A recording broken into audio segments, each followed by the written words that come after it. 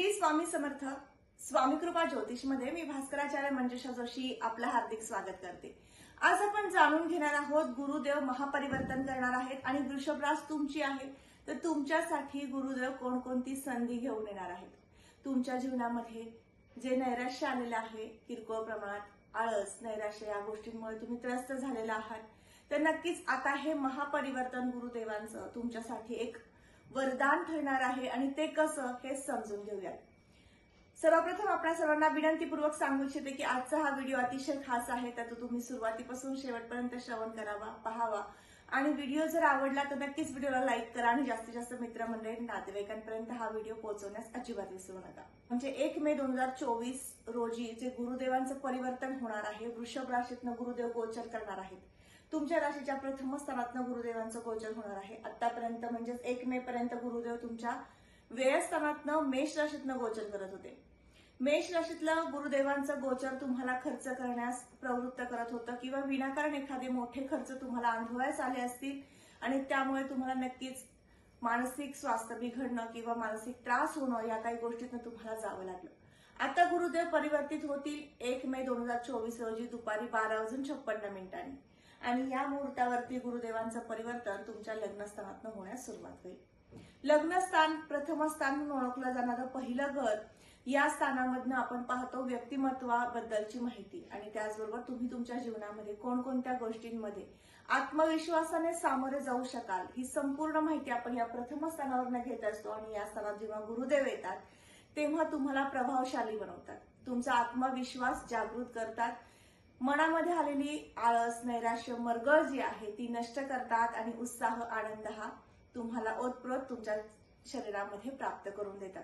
आता पहा, महत्वपूर्ण स्थानामध्ये गुरुदेवांचं गोचर सुरू झालं की तुम्हाला हे सर्व बदल जाणवणार आहेत। याचबरोबर लग्नस्थानामध्ये जेव्हा गुरुदेव येतात त्यावेळेस तुम्हाला नवीन संधी प्राप्त करून देण्याचं कार्य करतात। गुरुदेवांच्या प्रामुख्याने 3 दृष्टी असतात, पंचम दृष्टी, सप्तम दृष्टी आणि नवम दृष्टी।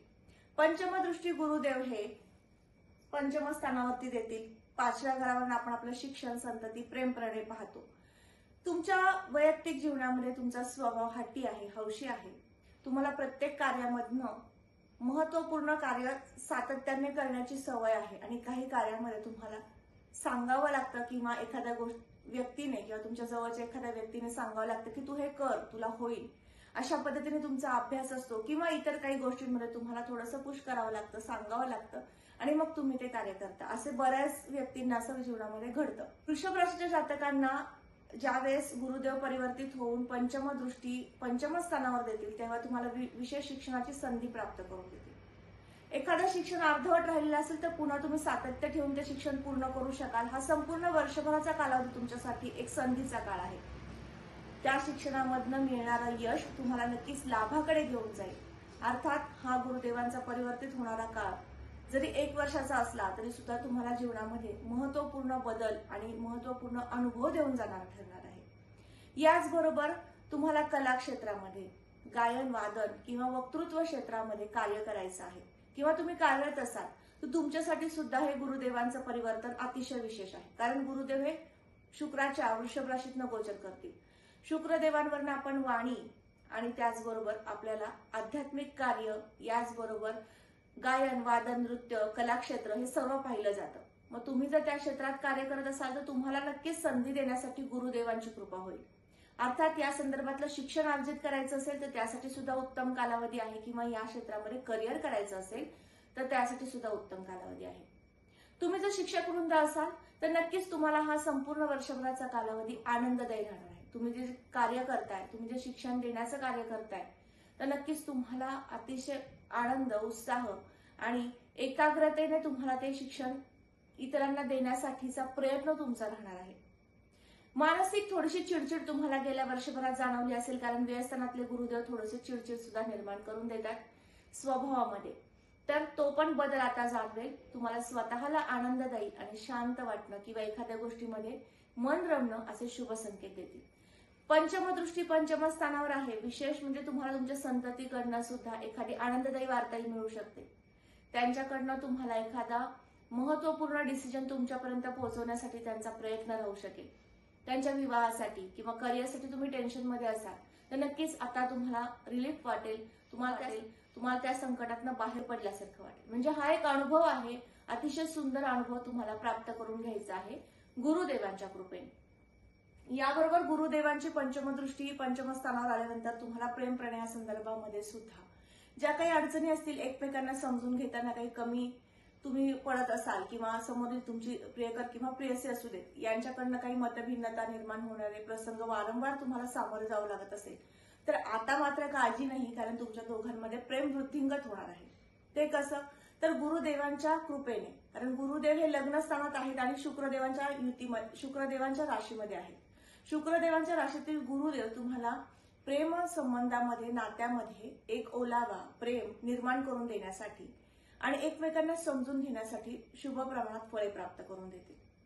अर्थात गुरुदेवांचं गोचर पंचम स्थानावरती अतिशय शुभ परिणामकारक ठरेल. गुरुदेवांची सप्तम दृष्टी सप्तम स्थानावर येईल. सप्तम स्थान हे जोडदाराच्या सौख्याचं आहे.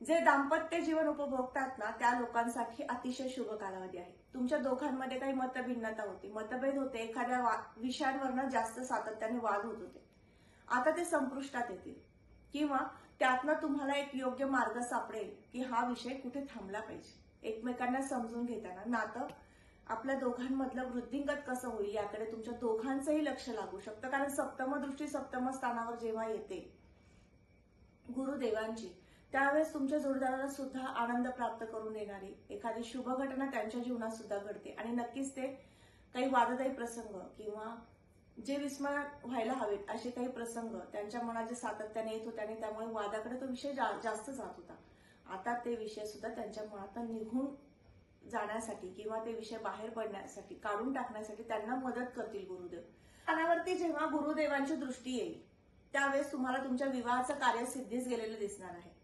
अर्थात विवाह इच्छुक वधूवरांसाठी अत्यंत शुभ कालावधी आता तुमच्यापर्यंत येऊन थांबत आहे. 1 मे 2024 पासून संपूर्ण 1 वर्षभराचा कालावधी आहे तुम्हाला विवाह सौख्य प्राप्त करून देण्यासाठी आणि त्याचबरोबर विवाहाच्या कार्य सिद्धीस जाण्यासाठी. याचबरोबर नवम स्थानामध्ये येणारी मकर रास, मकर राशी शनिदेवांची आहे. शनिदेवांचं गोचर हे तुमच्या कर्मस्थानात होत आहे.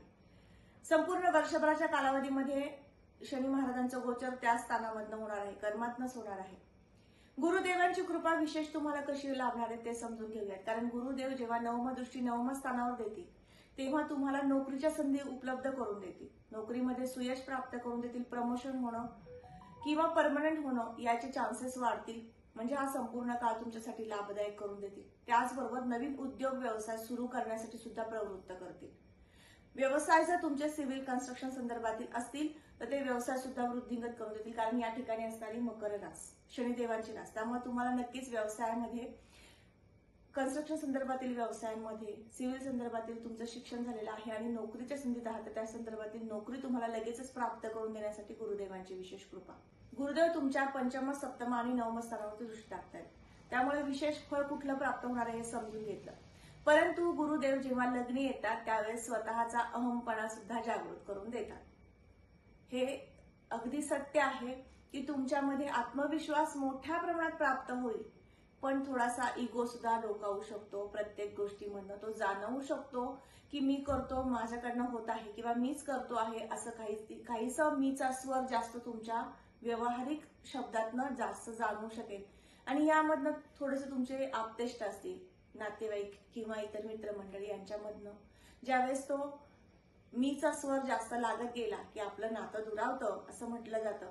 म्हणून विशेष सांगायचं की आपला अहमपणा जागृत होऊ नये, गुरुदेवांची कृपा दृष्टीच आपल्यावर राहावी. जास्तीत जास्त आपल्याकडनं शिक्षणासंदर्भातील किंवा आपल्या इतर काही कार्यातनं एक गुणगौरव प्राप्त व्हावा, कीर्ती प्रसिद्धी प्राप्त व्हावी यासाठी गुरुदेवांची विशिष्ट उपासना करायची. मग ती उपासना कोणती? तर या संपूर्ण वर्षभराच्या कालावधीमध्ये तुम्ही गुरुदेवांचा जप करू शकता. रीम द्राम दत्तात्रेयाय नमः हा जप जर तुम्ही संपूर्ण वर्षभर केला तर नक्कीच तुमच्यामधील अहमपणा डोकावणार नाही आणि इतरांना त्याचा त्रास होणार नाही किंवा त्याच्यामुळे तुम्हाला काही मनस्ताप किंवा इतर काही मानसिक ताणतणाव जाणवणार नाही. अतिशय शुभ परिणाम करून देणारा गुरुदेवांचं गोचर तुमच्यासाठी 1 मे पासून येत आहे गुरुदेव घेऊन.